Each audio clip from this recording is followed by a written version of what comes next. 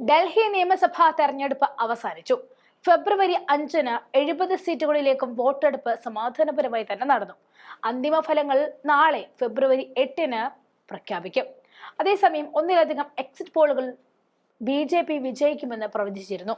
ഇത് ദേശീയ തലസ്ഥാനത്ത് അടുത്ത സർക്കാർ രൂപീകരിക്കാൻ സാധ്യതയുണ്ടെന്ന് സൂചിപ്പിക്കുന്നു. എന്നിരിക്കവേ കോൺഗ്രസിന് എക്സിറ്റ് പോളുകൾ പ്രവചിക്കുന്നത് വെറും ഒരു സീറ്റ് മാത്രമാണ്. 70 നിയമസഭാ സീറ്റുകൾ ഉള്ള അവിടെ വെറും ഒരു സീറ്റിൽ നാണം കെടാനാണ് കോൺഗ്രസിന്റെ വിധി. ഈ വിധി സ്വയം ഉണ്ടാക്കിയെടുത്തതാണ്. 15 വർഷം സംസ്ഥാനം ഭരിച്ച പാർട്ടിക്ക് 10 കൊല്ലങ്ങൾക്കിപ്പുറം ഒരു സീറ്റിൽ ഒതുങ്ങുന്നു എന്നതാണ് കോൺഗ്രസിന്റെ ഏറ്റവും വലിയ മാനക്കേട്. കോൺഗ്രസ് ഒരു സീറ്റ് നേടുമെന്ന് മാട്രിക്സ് പ്രവചിച്ചു. പീപ്പിൾസ് പൾസ് എക്സിറ്റ് പോളുകൾ കാണിക്കുന്നത് കോൺഗ്രസിന് ഒരു സീറ്റ് പോലും ലഭിക്കില്ല എന്നാണ്. പീപ്പിൾസ് ഇൻസൈറ്റ് പ്രവചിച്ചത് കോൺഗ്രസ് ഒരു സീറ്റ് പോലും നേടില്ല, അല്ലെങ്കിൽ കുറഞ്ഞത് ഒരു സീറ്റെങ്കിലും നേടും എന്നാണ്. പിമാർക്കും ഇത് തന്നെ പ്രവചിച്ചു. കോൺഗ്രസിന് 2 മുതൽ 3 വരെ സീറ്റുകൾ ചാണക്യ സ്ട്രാറ്റജീസ് പ്രവചിച്ചു. കോൺഗ്രസ് പാർട്ടിക്ക് എക്സിറ്റ് പോളുകൾ ഏജൻസി നടത്തിയ ഏറ്റവും ഉയർന്ന പ്രവചനം അതായിരുന്നു. അതേസമയം BJP 49 മുതൽ 61 സീറ്റ് വരെ നേടാമെന്നും ആം ആദ്മിയാണെങ്കിൽ 10 മുതൽ 19 വരെ സീറ്റുകൾ നേടാമെന്നും പ്രവചനമുണ്ട്.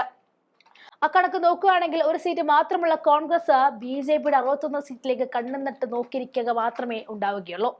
ഡൽഹി നിയമസഭാ തെരഞ്ഞെടുപ്പിൽ ഭരണകക്ഷിയായ ആം ആദ്മി പാർട്ടിയേക്കാൾ BJPക്ക് മുൻതൂക്കം ലഭിക്കുമെന്ന് മിക്ക എക്സിറ്റ് പോളുകളും പ്രവചിച്ചപ്പോൾ കോൺഗ്രസിന് കാര്യമായ നേട്ടമൊന്നും ഉണ്ടാകില്ല എന്ന് പ്രവചിക്കപ്പെട്ടു. ആക്സിസ് മൈ ഇന്ത്യയും CNXും നടത്തിയ എക്സിറ്റ് പോളുകളും BJPക്ക് ഗണ്യമായ മുൻതൂക്കം തന്നെ പ്രവചിച്ചു.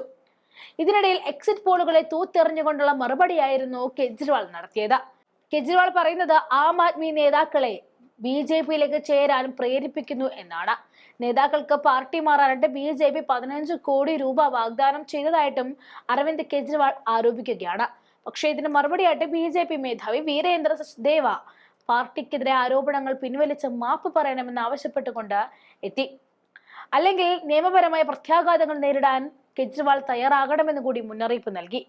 നിയമസഭാ അംഗങ്ങൾക്ക് പണം വാഗ്ദാനം ചെയ്തുവെന്ന വ്യാജ ആരോപണവുമായി ബന്ധപ്പെട്ട സമാനമായ കേസിൽ അവരുടെ മുഖ്യമന്ത്രി അതിഷി മർലീന ജാമ്യത്തിലാണെന്ന് കൂടി സഞ്ജയ് ഓർമ്മിപ്പിച്ചു. ആം ആദ്മി പാർട്ടിയുടെ MLA സ്ഥാനാർത്ഥികളെ പ്രലോഭനങ്ങൾ ഉപയോഗിച്ച് ആകർഷിക്കാൻ ശ്രമിക്കുന്നു എന്ന ആരോപണം അദ്ദേഹത്തിന് നിരാശയുടെ ഫലമാണെന്നും BJP പറഞ്ഞു. നാളെയാണ് ഡൽഹി നിയമസഭാ ഫലം വരുന്നത്. എക്സിറ്റ് പോളുകളെ തൂത്തെറിയുമോ ഇല്ലയോ എന്നറിയാൻ ഇനി ഏതാനും മണിക്കൂറുകൾ മാത്രം കാത്തിരിക്കേണ്ടതുണ്ട്.